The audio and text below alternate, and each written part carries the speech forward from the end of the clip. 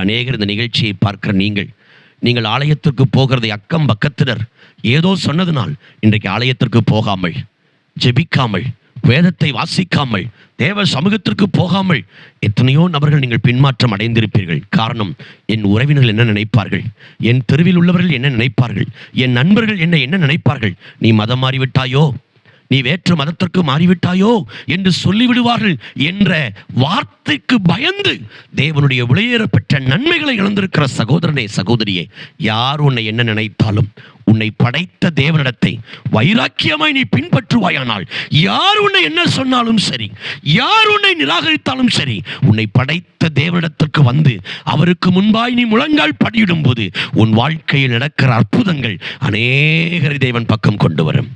எத்தனை பேருக்கு இந்த நாட்களில் அப்படிப்பட்ட ஒரு நம்பிக்கை இருக்கிறது? என்னோடு சேர்ந்து ஜெபிப்பீர்களா? ஆமாண்டவரே, இந்த நாட்கள்